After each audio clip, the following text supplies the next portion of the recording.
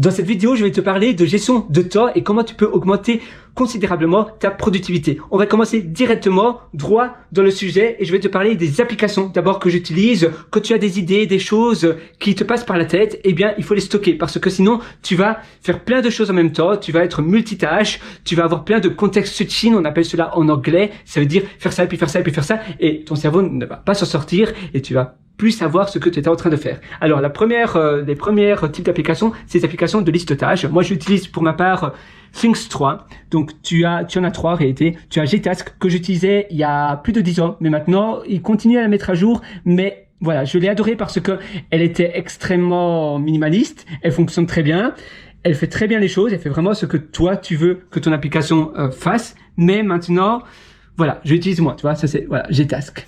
Alors, la deuxième, eh bien, que moi j'utilise maintenant, c'est Things 3. Tu as également Google Keep qui est pas mal si tu es sur Android. Te2, c'est bien, mais l'application n'est pas la meilleure. Te2 a été populaire dans les années 2023, il y a 1 ou 2 ans. Elle a été à nouveau, il y a beaucoup d'influenceurs qui en ont parlé. Mais moi, je l'ai utilisé pour essayer. Mais je te conseille Things 3 si tu es sur iOS. Mac et si tu as une Apple Watch éventuellement. Ou bien Google Keep si tu es sur Android. Traquer tout ce que tu fais, c'est très important de savoir où ton temps va. Ça, c'est ultra important parce que sinon, tu sais pas, tu fais des choses, parfois tu te réveilles le matin et puis il est déjà 9h et tu te réveilles à 7h et tu te dis mais où mon temps était? Et si tu veux t'améliorer, il faut que tu traques ton temps. Tu dois déléguer évidemment comme si c'était des pierres précieuses, tout ce que tu fais. Tu dois avoir un prix à chaque heure, quel est ton taux horaire et ainsi tu sais mieux déléguer, tu sais mieux choisir si ce que tu fais en vaut vraiment la peine. Tiens, mon taux horaire c'est 80 € par heure ou 120 € par heure, est-ce que ça vaut vraiment la peine que je fasse cela?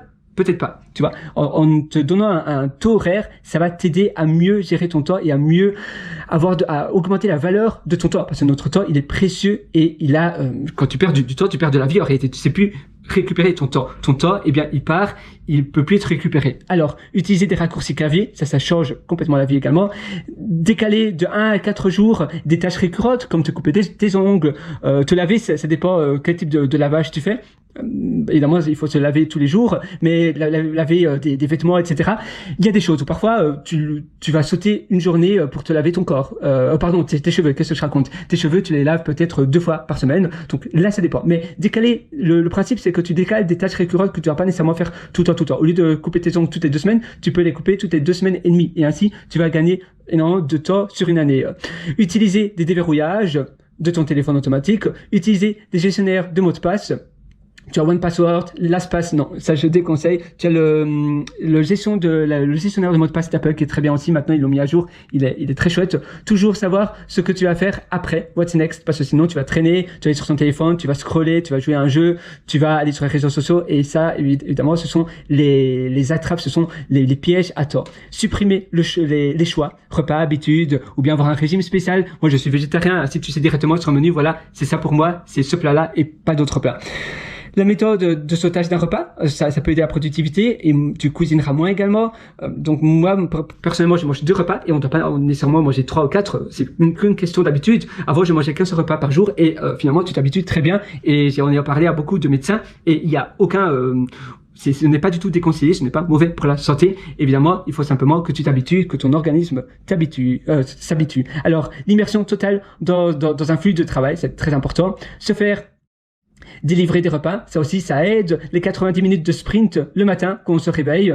Faire lire ses emails. Ah oui, tu peux aller dans les paramètres d'accessibilité de ton téléphone et ainsi tu peux simplement avec tes 2 doigts scroll down vers le haut, jusqu'au bas pour automatiquement lire tes emails. Tu peux également utiliser Siri ou bien Google Assistant pour lire tes emails. Utiliser la diction d'Apple Mac, ça aide énormément, et d'Android où tu peux directement écrire tes emails également en parlant. Mettre un timer quand il faut prendre une décision, ainsi tu limites le temps de décision. Je dois choisir quel restaurant où aller, eh bien je me donne 3 minutes pour choisir mon restaurant, je me donne un choix par défaut et si après 3 minutes je n'ai pas choisi, eh bien ça sera le choix par défaut. Utiliser l'AI pour travailler de manière plus intelligente, ça aide énormément. Il y a le CEO de Disney qui se lève tous les jours à 4h15 du matin, Amélie Nothomb également, donc tu vois, il y a plein de personnes très connues.